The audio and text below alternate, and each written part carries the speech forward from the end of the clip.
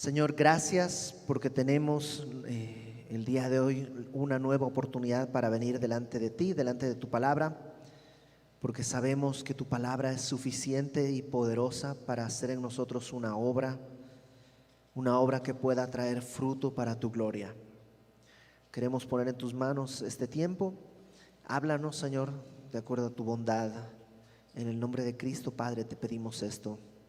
Amén. Primera de Tesalonicenses. Ya estuvimos un tiempo en una serie especial y ahora estamos regresando al estudio verso a verso y sistemático de la palabra. Y esta carta, la primera carta a los tesalonicenses, es una carta especial históricamente hablando, porque es probablemente el primer documento del Nuevo Testamento en ser escrito. Esta carta Pablo la escribe probablemente incluso antes de que Marcos escribiera su evangelio. Es la primera carta que Pablo escribe y ya tenemos en esta carta una doctrina muy sólida de lo que Pablo enseñaba. Pues, ¿quiénes son los tesalonicenses? Los tesalonicenses evidentemente pues son personas que vivían en la ciudad de Tesalónica. Y Tesalónica el día de hoy existe no como Tesalónica, el día de hoy se llama Salónica nada más, pero es una ciudad que está en Macedonia, en la parte el día de hoy piensa en Grecia, en la parte de arriba, en el norte de Grecia, ahí está esta ciudad. Te platico un poquitito de cómo es que llegamos a este punto y vamos a conocer un poco la experiencia de lo que sucedió con Pablo al llegar a Tesalónica.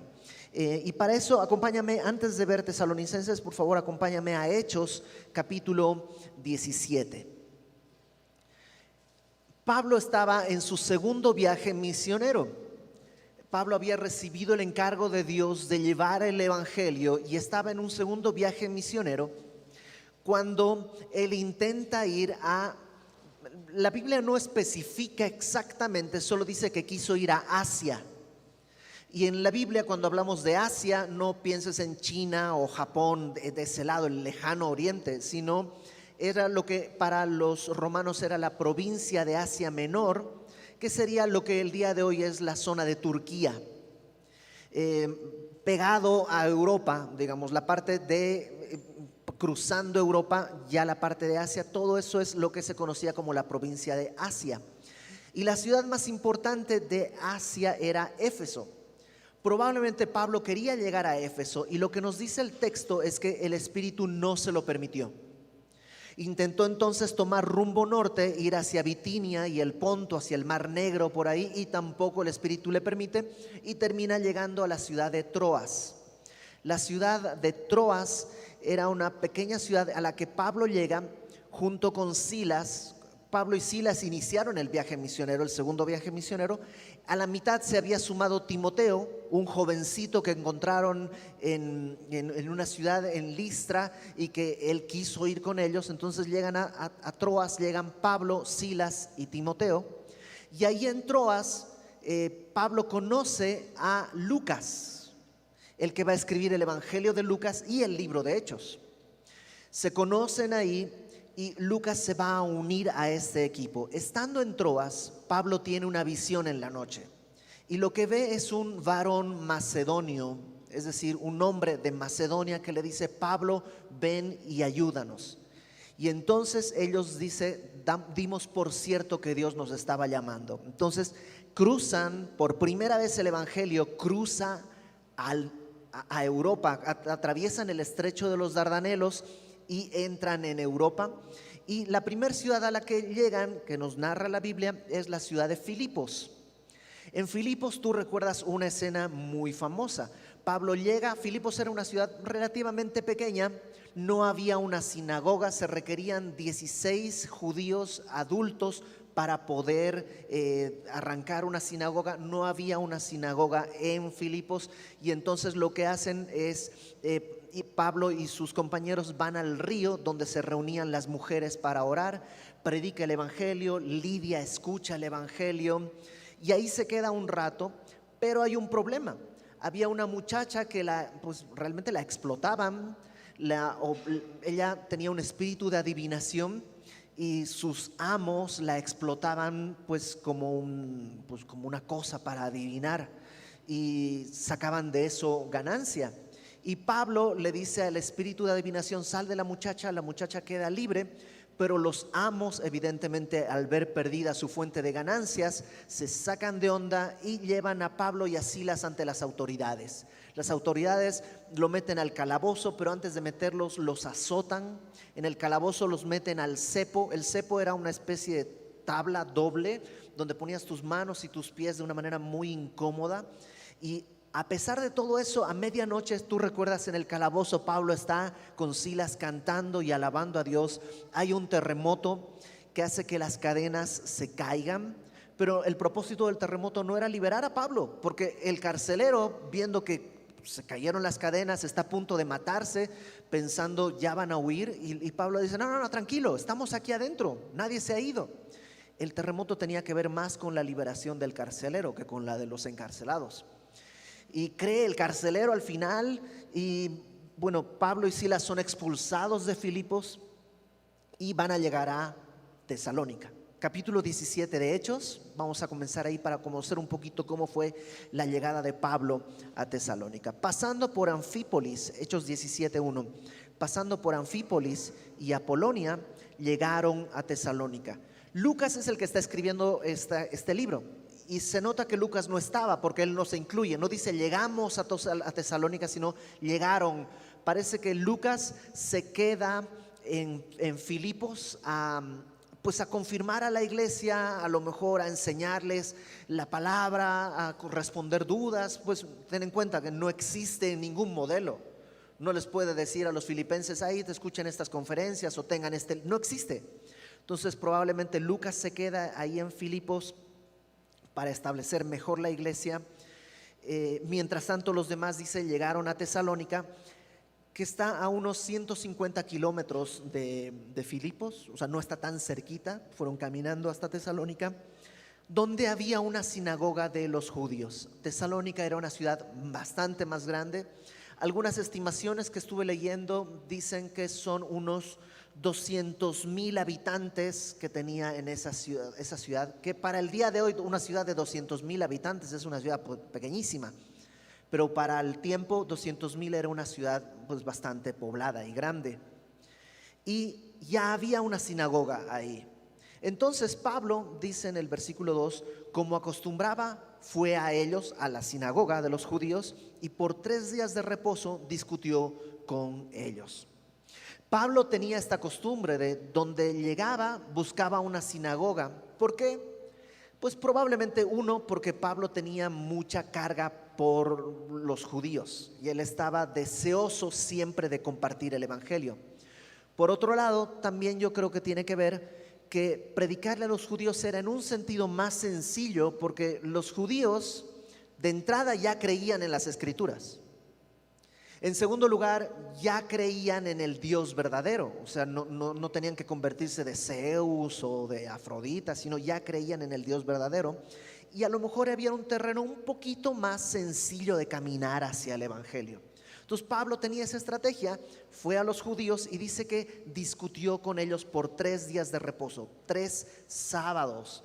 Probablemente Pablo estuvo más tiempo, pero por 3 sábados estuvo ahí en la sinagoga. La palabra discutir ahí no tiene la connotación que el día de hoy le damos. El día de hoy discutir es casi pelear, ¿no? Tuve una discusión, es como algo muy hostil. En aquella época esta palabra que se utiliza es más bien como explicar, disertar o dialogar. ¿Y qué es lo que dialogaba o explicaba Pablo? Bueno, versículo 3: declarando y exponiendo por medio de las escrituras que era necesario que el Cristo padeciese y resucitase de los muertos. Lo que hacía Pablo era, dice, declarar y exponer por medio de las escrituras. ¿Cómo hacía esto? Bueno, no tenemos un registro, pero podemos imaginar más o menos. Probablemente Pablo les decía a los judíos de ahí en la sinagoga: ¿recuerdan el Salmo 22? Vamos al Salmo 22, por favor. El Salmo 22 probablemente o muy seguramente Era una de las escrituras que Pablo declaraba y exponía.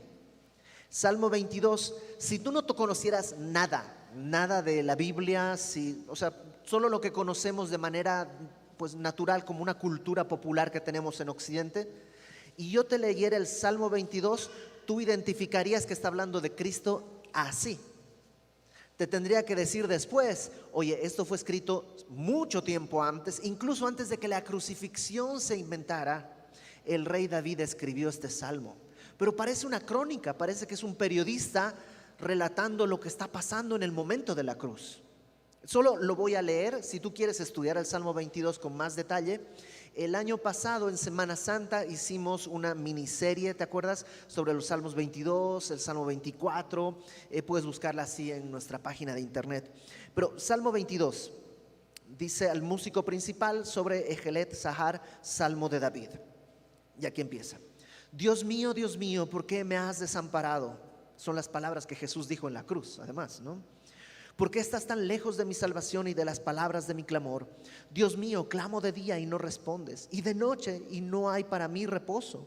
Pero tú eres santo, tú que habitas entre las alabanzas de Israel. En ti esperaron nuestros padres, esperaron y tú los libraste. Clamaron a ti y fueron librados.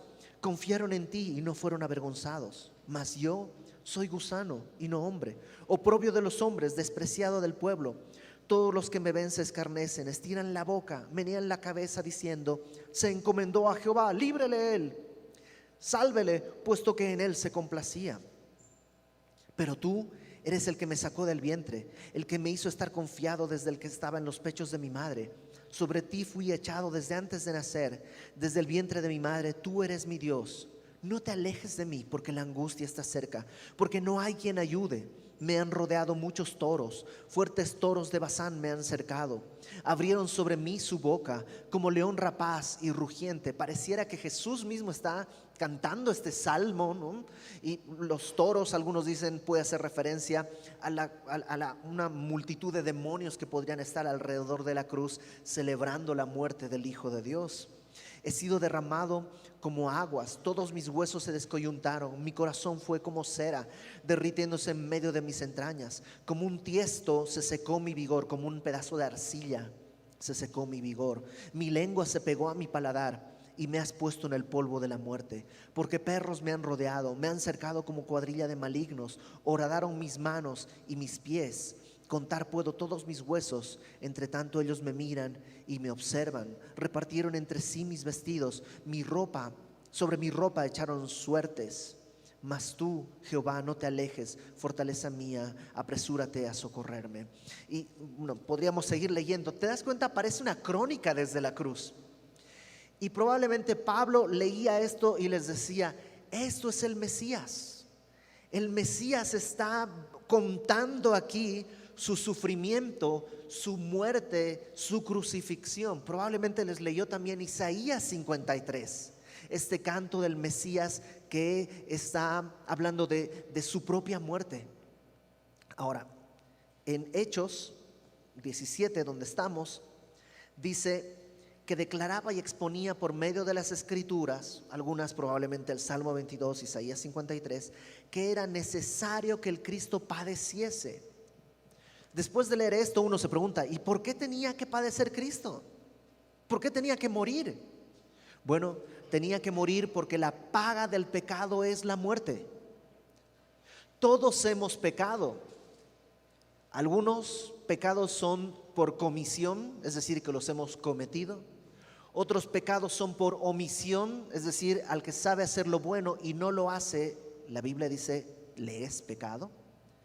Algunos son pecados que hemos consumado y otros que no hemos consumado por falta de oportunidad, pero todos somos pecadores. Y la paga de eso es la muerte.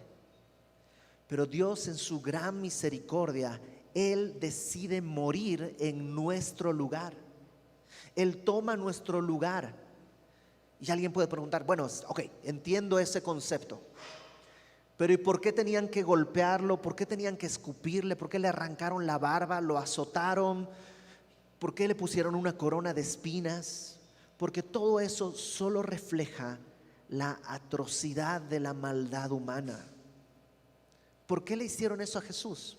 Solo porque podían, solo porque estaba ahí.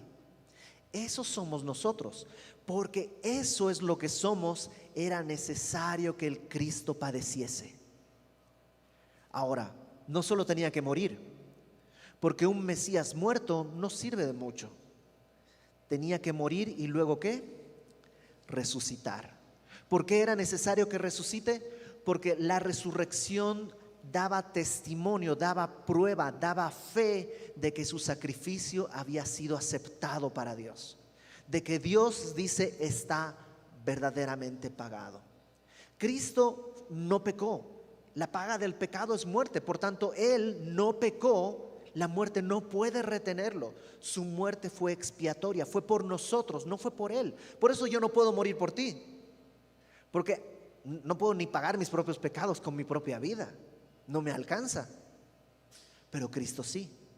Y la muerte no pudo retenerla, dice Hechos capítulo 2. Sueltos los dolores de la muerte, porque la muerte no lo pudo retener, resucita.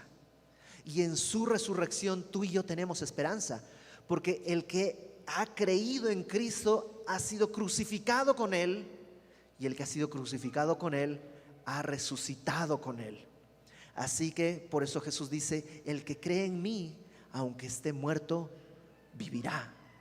Porque la paga de mi pecado ya fue resuelta.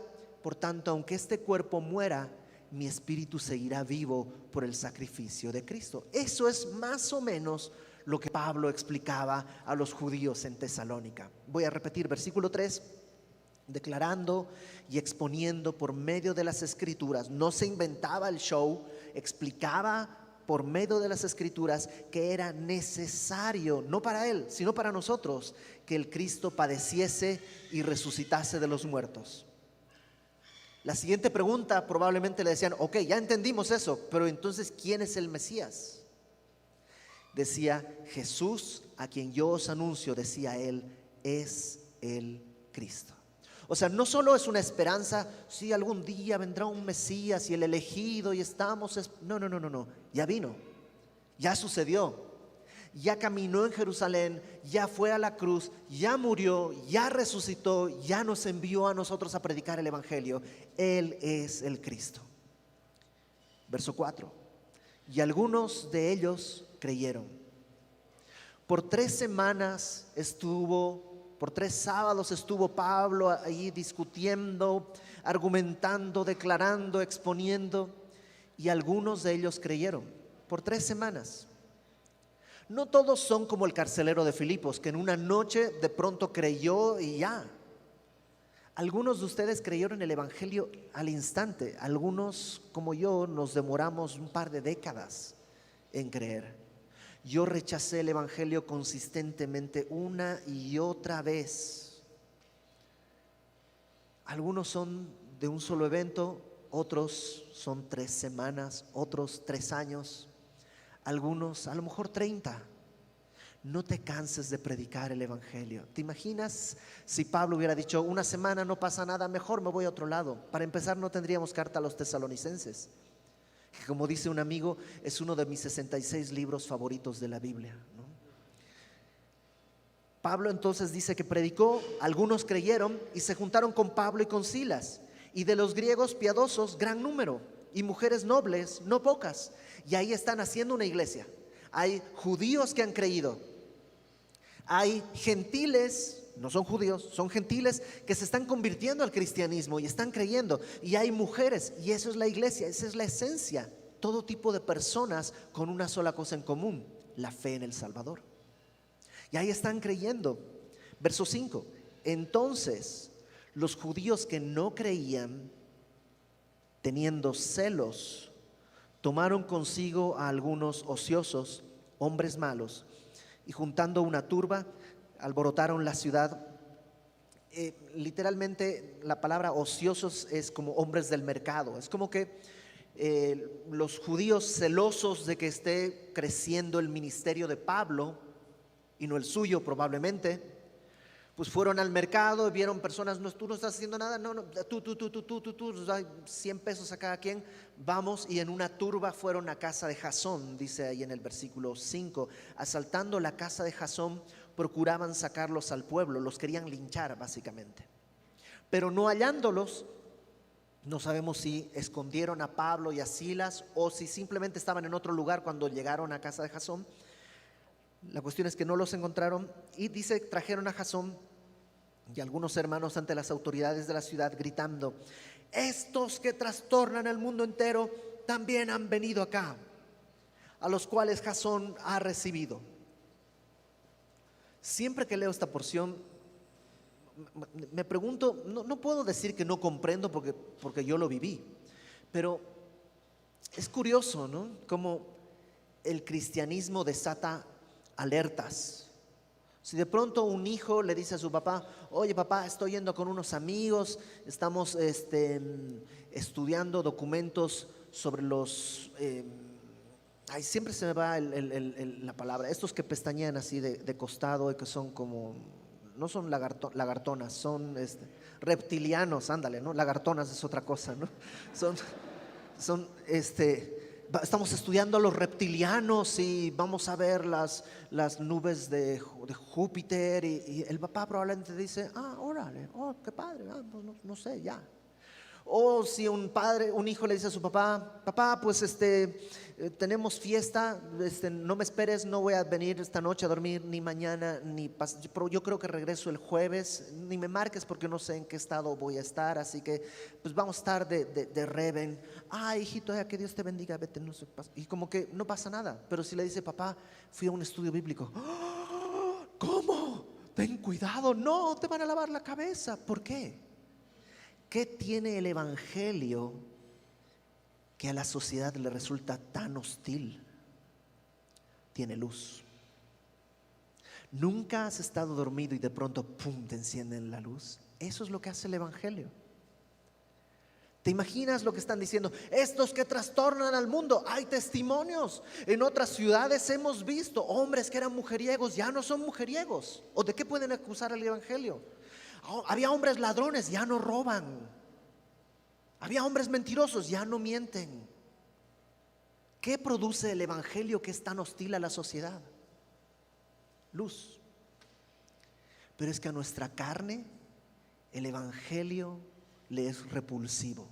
Siempre, a todos el evangelio nos es repulsivo porque es nuestra naturaleza de pecado. Pero Dios en su misericordia, por lo menos a nosotros, nos ha escogido y ha abierto nuestros ojos. Entonces dice que dijeron: hombres han venido, los que trastornan al mundo, y Jasón los ha recibido, y todos estos contravienen los decretos de César diciendo que hay otro rey, Jesús. Y están diciendo una media verdad, porque sí, como cristianos creemos que hay un rey. Y un rey que es Rey de reyes, Señor de señores, soberano sobre toda la creación, Jesucristo por toda la eternidad. Amén. Creemos eso. Pero este Dios, Señor y soberano, también nos envía a respetar y honrar a nuestras autoridades, aun si son impías. Entonces están tomando la mitad de la verdad para acusarles. ¿Te acuerdas cuál era la razón? En el versículo 5 nos dice que los judíos que no creían, teniendo celos. Ese era el problema. Los celos estaban provocando todo esto y se armó una turba y un problema grande. Los llevaron, no encontraron a Pablo y a sus amigos, llevaron a Jasón y a los demás. Dice en el verso 8: alborotaron al pueblo y a las autoridades de la ciudad oyendo estas cosas. Pero obtenida fianza de Jasón y de los demás, los soltaron, ¿no? Les pagaron la fianza para que los dejaran ir. Inmediatamente, verso 10, los hermanos enviaron de noche a Pablo y a Silas hasta Berea. Berea era una ciudad que está a unos 80 kilómetros de Tesalónica. Y pues como la cosa se puso ya complicada, se fueron a Berea. Y bríncate al versículo 13, porque cuando los judíos de Tesalónica supieron que también en Berea era anunciada la palabra de Dios por Pablo, fueron allá y también alborotaron a las multitudes. ¿Te imaginas? O sea, los de Tesalónica, los judíos celosos de Tesalónica, no solo querían que Pablo no hablara en Tesalónica, sino que no hablara en Tesalónica, que no hablara en Berea, que no hablara en ningún lugar. y se echaron caminando 80 kilómetros para evitar el ministerio de Pablo. Eso es un celo equivocado, pero es un celo. Esa es la sociedad en la que está la iglesia a la que Pablo le escribe la carta que vamos a estudiar. Una iglesia, una sociedad hostil a la iglesia. Después de estar en Berea, también Pablo es expulsado, va a Atenas, y después de Atenas va a Corinto. Y en este proceso hasta llegar a Corinto, él ha enviado a Timoteo a Tesalónica preocupado porque no vaya a ser que la prueba haya contaminado la fe de los tesalonicenses. Pero Timoteo regresa y le dice a Pablo, no, o sea, sí, se nota que hay una persecución, pero están bien, están firmes. Y entonces Pablo, ahí desde Corinto, escribe Primera de Tesalonicenses para animarles, para exhortarles y para fortalecerles y felicitarles porque están firmes en la fe que han recibido. Ese es más o menos el contexto de la sociedad a la que Pablo está escribiendo, a la iglesia que Pablo le está escribiendo. Ahora sí, Primera de Tesalonicenses, por favor, capítulo 1. Dice capítulo 1, versículo 1. Pablo, Silvano y Timoteo. Silvano es Silas. Silas y Silvano es la misma persona. Lucas no está porque probablemente Lucas en este momento estaba o en Filipos o en Berea, en algún lado, confirmando a la iglesia. Entonces Pablo, Silvano y Timoteo a la iglesia de los tesalonicenses en Dios Padre y en el Señor Jesucristo. La palabra iglesia que está ahí en el versículo 1, iglesia, en griego es eclesía. Seguramente la has oído nombrar así en algún momento. Pero en aquella época la palabra eclesía no tenía una connotación religiosa. Eclesía la podrías muy bien traducir como asamblea, un grupo de gente nada más. Y hay muchos grupos de gente. De hecho, aquí en el hotel donde estamos, en el restaurante hay un grupo de gente. Hay una eclesía, digamos. Y en la entrada hay una convención de no sé qué cosas que también tiene su asamblea. Y cuando tú vas al cine, pues hay un grupo de gente también que está ahí congregada, reunida. Y si te das cuenta, cuando vas al cine, por ejemplo, todos los que están ahí tienen un propósito común. Tenemos un objetivo común. ¿Cuál es? Ver la película. Tenemos un gusto común, por eso fuimos a esa y no a otra. Entonces tenemos un propósito, una afinidad, hasta tenemos unas costumbres comunes, ¿no? Te sientas, palomitas, nachos, refresco, todo. O sea, hay bastantes lazos en común en una sala de cine, pero aún así no somos un mismo cuerpo. Son personas individuales. ¿Por qué esto que tenemos aquí no es la sala de cine? También tenemos un objetivo común, tenemos muchas cosas en común. ¿Sabes por qué? Pablo dice, la iglesia de los tesalonicenses en Dios Padre. Esa es la gran diferencia. La asamblea de los creyentes está en Dios Padre. Geográficamente puede estar aquí. Tu cuerpo está acá. Pero ¿te acuerdas todo el año pasado? El año pasado nuestros cuerpos no estaban acá. Estábamos separados. Aún así nos hemos mantenido como iglesia. Porque la iglesia de Dios está en Dios y en el Señor Jesucristo. Gracia y paz sean a vosotros, de Dios nuestro Padre y del Señor Jesucristo. Gracia y paz, no voy a abundar en esto porque ya lo conoces, son los dos saludos que se utilizaban en aquella época. Gracia era la manera en la que se saludaban los griegos, y paz, shalom, era como se saludaban los judíos. Y Pablo utiliza estos dos saludos para integrarlos como un solo saludo, aunque también gracia y paz habla de las dos cosas que tú y yo necesitamos.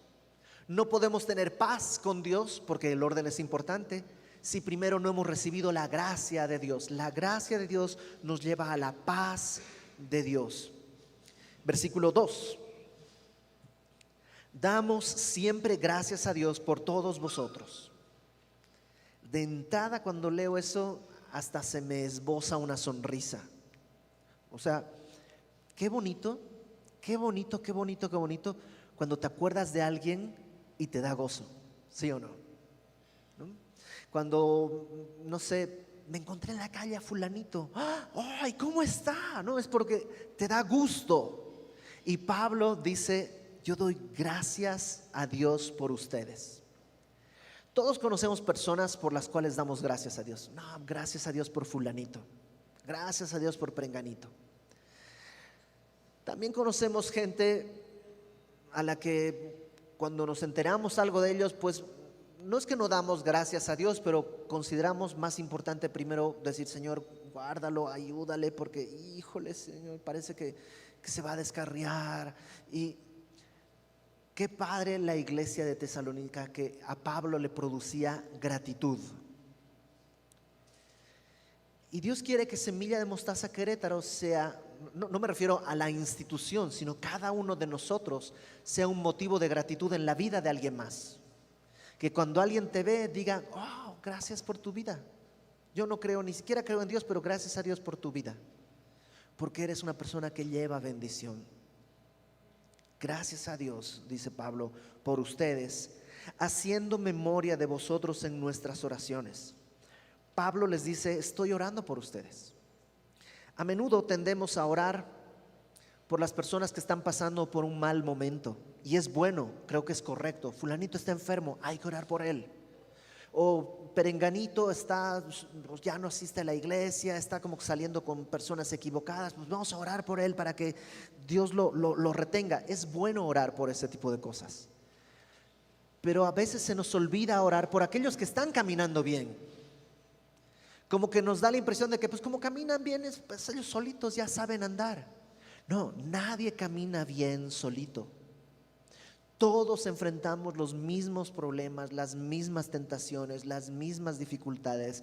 A mí me cuesta abrir mi Biblia tanto como a ti. Todos luchamos con los mismos complejos, los mismos traumas. Necesitamos las oraciones unos de otros. Y Pablo oraba por los tesalonicenses. Dice en el versículo 3, acordándonos sin cesar delante del Dios y Padre nuestro. Y aquí Pablo va a mencionar tres cosas. Él se acordaba y oraba a Dios por tres cosas que recordaba Pablo. Número 1 dice, la obra de vuestra fe, el trabajo de vuestro amor y de vuestra constancia en la esperanza en nuestro Señor Jesucristo. Estos tres elementos, ten en cuenta, esta es la primera carta que Pablo escribe. Todavía no ha escrito Corintios, todavía no ha escrito Efesios, es la primera carta que Pablo está escribiendo. Y aquí ya esboza estos tres elementos que los va a repetir muy a menudo, que son fe, amor y esperanza. Primera de Corintios capítulo 13 dice que estos tres permanecen, pero el amor es el único que va a durar para siempre. Incluso el escritor de la carta a los Hebreos dedica los últimos 3 capítulos a fe, esperanza y amor. Son como que es un trío que aparece a menudo. Ahora, este trío tiene una característica, y es que estas tres cosas son invisibles. La fe es invisible, el amor es invisible, la esperanza es invisible. ¿Cómo puedes saber así? A ver, voy a ver si tienes mucha fe. No se sabe, no hay manera de medir, no hay manera de calar, no hay manera o sea, la esperanza, la fe y el amor no son visibles, pero sí producen un fruto que es visible. O sea, las tres cosas que no hay manera de medir ni ver, sí dejan una evidencia. Pablo por eso dice, me acuerdo sin cesar delante de Dios de la obra de vuestra fe. Es lo primero que dice, la obra de vuestra fe. La palabra obra en griego es ergón, que quiere decir obra o trabajo, pero es un trabajo fácil. No sé si has oído hablar de las cosas que son ergonómicas. Lo ergonómico es lo que no te lastima, está como adecuado para... No, mira, me compré un mouse que es ergonómico. ¿no? Es un mouse que se acomoda a tu mano. Mi teclado es ergonómico. No sé si eres de los que ya les puede doler la ciática y todo, ¿no?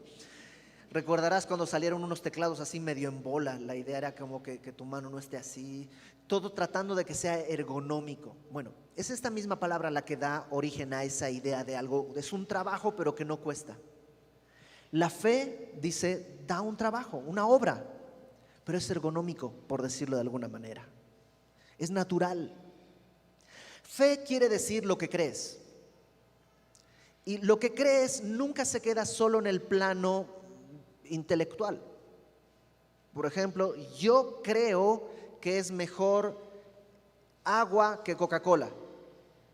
Ok, ¿a qué me va a llevar eso? Pues a que en la semana normalmente voy a tomar agua y no voy a comprar Coca-Cola. O sea, mi fe se va a traducir en una conducta, en un trabajo. Yo creo que que tengo que caminar más y usar menos el coche. Entonces va a haber un reflejo físico de mi fe. Así es la fe. La fe en Cristo también conlleva cambios en mi vida. Si yo creo que la Coca-Cola es mejor que la Pepsi, no compraría Pepsi. Es como, si lo hago es que una de dos, o no he creído realmente algo, o estoy loco, porque estoy yendo contra mis propias convicciones.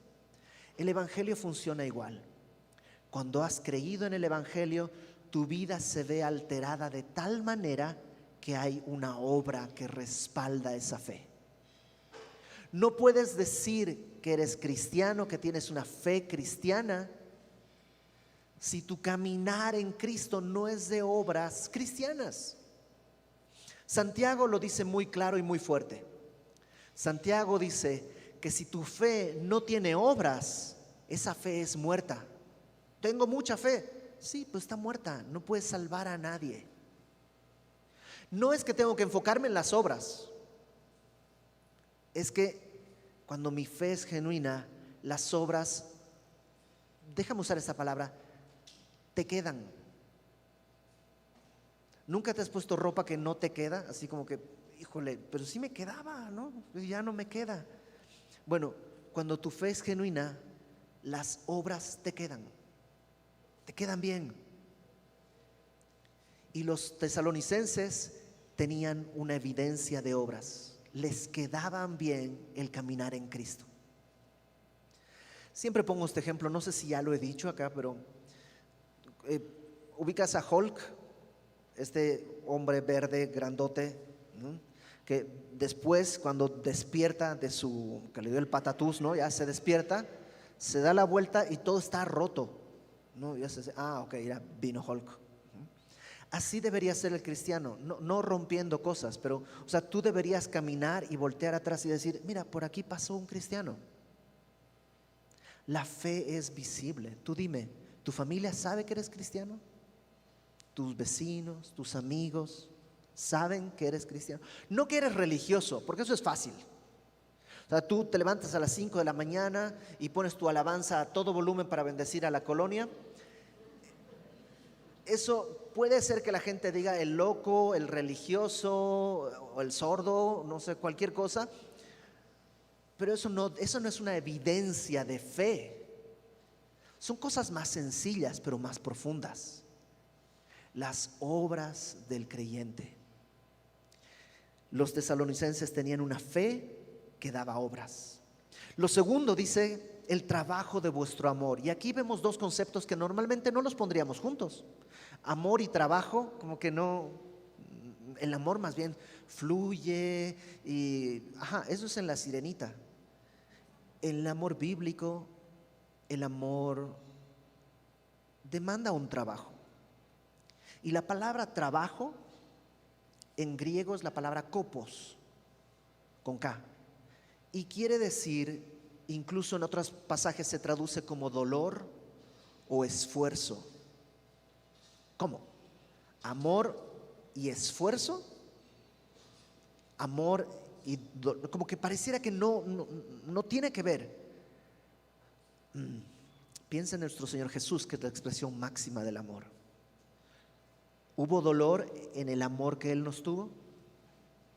La cruz. ¿Hubo esfuerzo?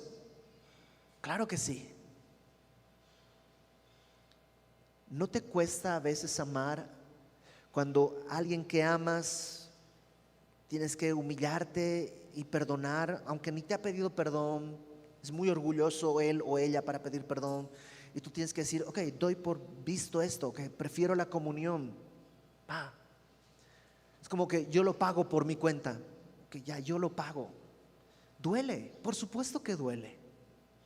Cuando tus hijos hacen un berrinche o hacen algo malo y lo que quiero hacerles pagar el coraje que me están haciendo dar, y decides amarles y bendecirles, alguien está pagando el coraje y duele. Eso es amor. Y los tesalonicenses tenían ese amor que cuesta. Porque si no, no es amor. En el mundo, ¿por qué hay tanto divorcio y separación? Porque el amor termina y lo demás tendría que ser esfuerzo. Y no estoy dispuesto a esforzarme. Prefiero buscar a alguien más con quien el amor fluya más fácil.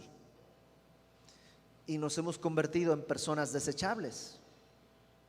Pero toda persona sabe que en el amor necesita haber esfuerzo y dolor. Y vale la pena. Vale la pena.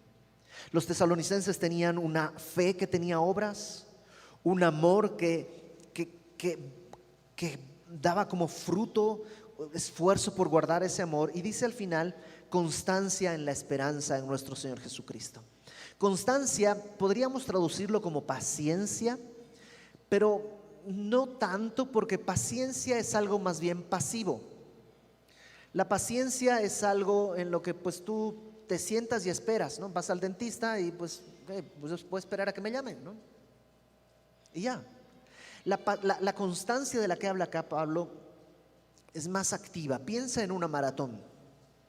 La maratón son más o menos 40 kilómetros, si mal no recuerdo. Pero imagínate que tú empiezas a correr. No solo necesitas una condición física que aguante los 40 kilómetros, también necesitas constancia y perseverancia. Porque no los vas a recorrer en 5 minutos. No se puede. Y no puedes desesperarte, no, mejor me voy a toda velocidad, porque 1 kilómetro después no vas a poder ni caminar. Necesitas medir tus pasos y perseverar y ser consistente. Así es en el caminar en el Señor. La esperanza que tenemos es una esperanza firme en la cual podemos ser constantes, aguantar y perseverar en esa esperanza en nuestro Señor Jesucristo.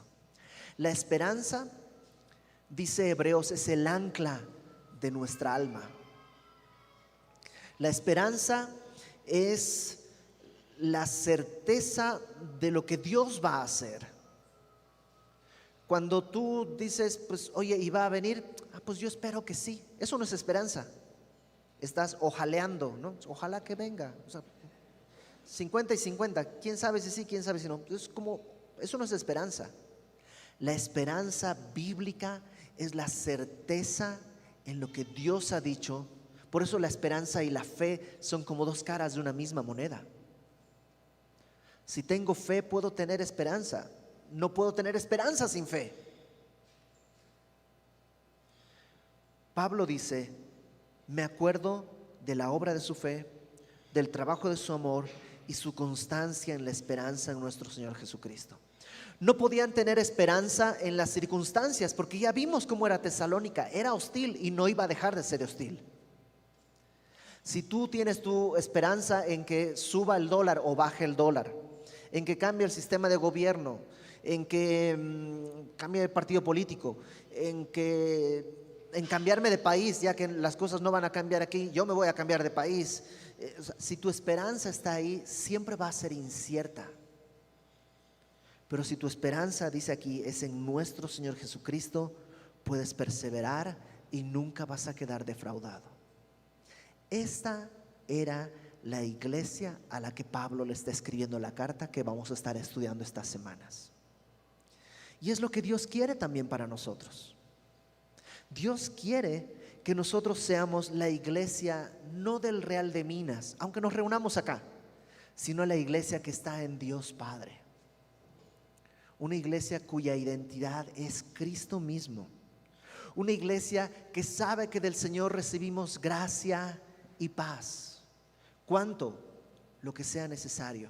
Dios nunca niega su gracia, Dios nunca niega su paz. Jesús dijo: el que viene a mí, yo no le echo fuera.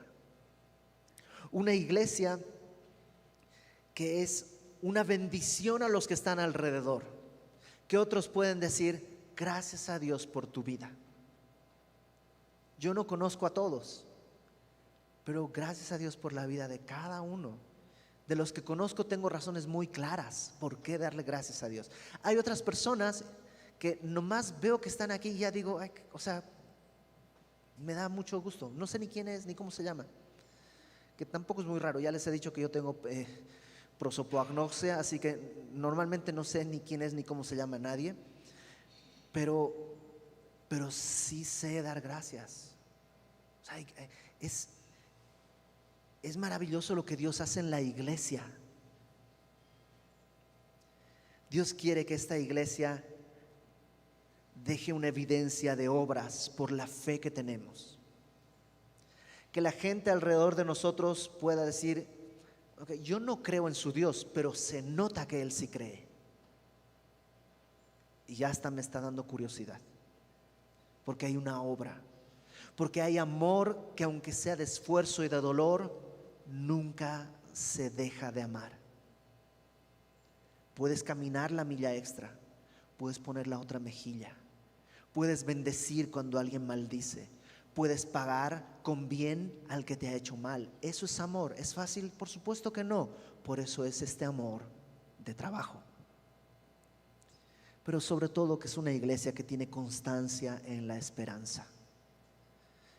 Tiene constancia, es perseverante en la esperanza, pero no es una esperanza cualquiera, es la esperanza en nuestro Señor Jesucristo, quien, como decíamos al principio, dio su vida por nosotros, resucitó, está a la diestra del Padre y ten por seguro que un día va a regresar por nosotros y estaremos para siempre con Él.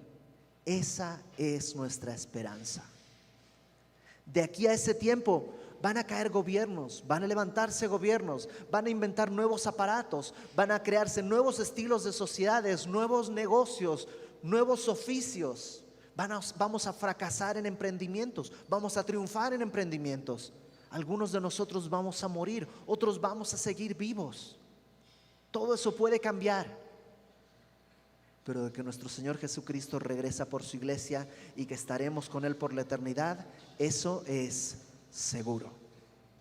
Así que, ¿qué te parece si oramos? Señor, gracias. Gracias porque somos tu iglesia. Y así como a un lugar tan remoto como era Tesalónica, tú enviaste a Pablo. Así, al lugar donde estábamos cada uno de nosotros, tú enviaste a alguien con tu evangelio. Alguien se tomó la molestia de ir y predicarnos y enseñarnos tu palabra. Alguien fue usado por ti para sembrar tu palabra en nosotros. Y aquí estamos, Señor, con una nueva vida, con una nueva esperanza. Como tu iglesia, los que no éramos pueblo tuyo, hechos ahora hijos tuyos. Concédenos tu espíritu para poder tener una fe que da obras genuinas de arrepentimiento, de una vida transformada, obras que dan testimonio de tu poder y tu amor, para que los que más están alrededor puedan ver que eres real y que tu amor es seguro. Ayúdanos, Señor, a amar, pero no como el mundo ama, sino amar como tú nos amaste, con entrega y sacrificio. Ayúdanos a esforzarnos en ese amor en todo tiempo, para con los que están cerquita, como con aquellos que están un poco más lejos. Y ayúdanos, Señor, a perseverar, esperando en ti y con esperanza de ti. Todo, Señor, todo lo ponemos en tus manos, nuestras vidas, porque te pertenecen, nuestro pasado, nuestro presente, nuestro futuro, todo lo que somos, lo ponemos en tus manos, en el nombre de Cristo, Padre Santo. Amén y amén.